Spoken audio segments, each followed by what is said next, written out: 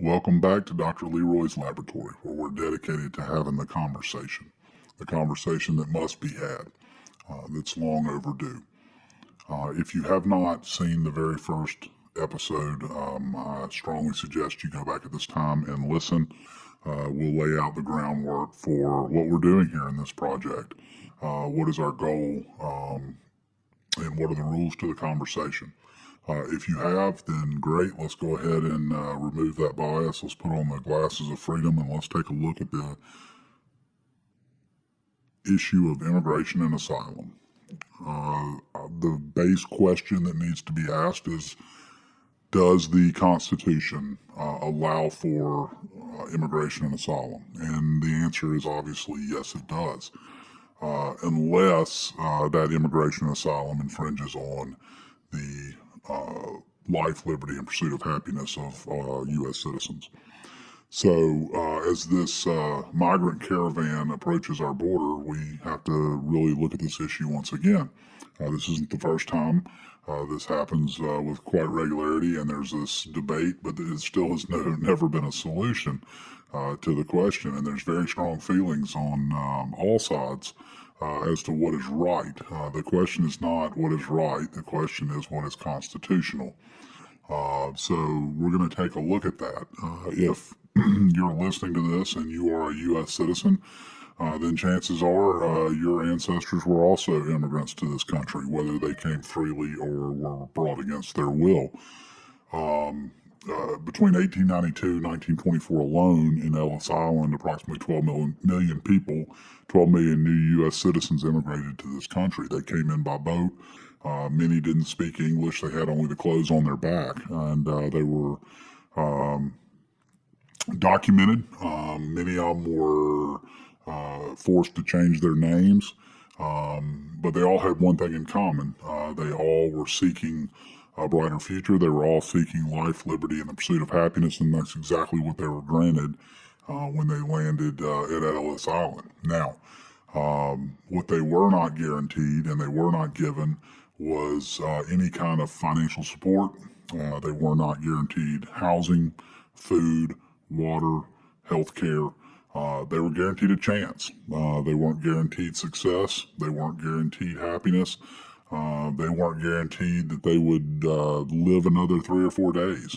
What they were guaranteed was they would be given an opportunity. They would be given a chance to pursue their dream, and that nobody would impinge on that dream. And people flocked to this country for that opportunity.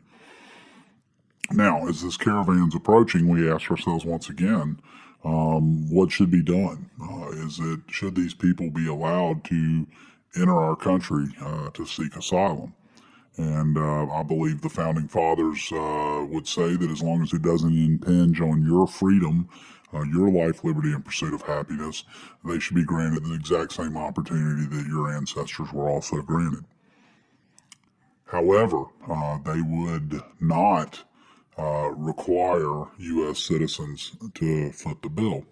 Let's make no mistake about it. As these people seek asylum and come to this country for whatever reason, there is a cost associated with it. We're not talking about immigrants who have come here because they've come for an employment, for a job that they already have set up.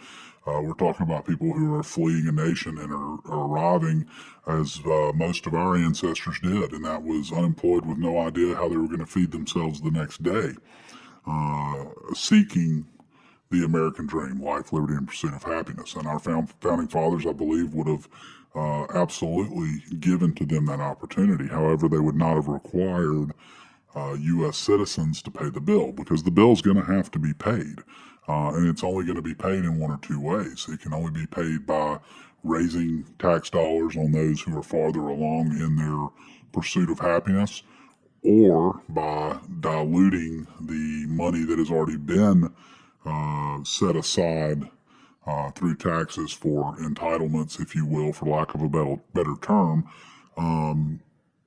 thus diluting the total amount of money and support that's available to those U.S. citizens who are already very early and are still at the starting line of their pursuit of happiness. So in either one of those scenarios, somebody's freedom is being impinged on.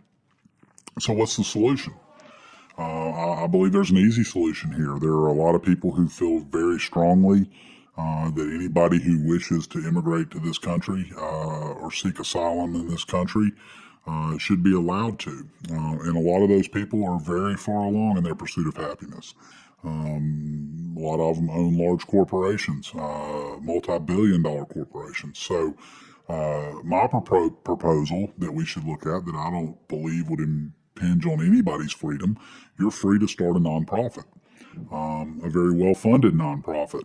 And that money can be used to purchase housing, land, shelter, hospital, food, to support these immigrants until such time as they can seek out and find employment that they can support themselves. And people who are truly coming to this country because they want that same dream, that's their dream. That's what they want. They don't want to be supported.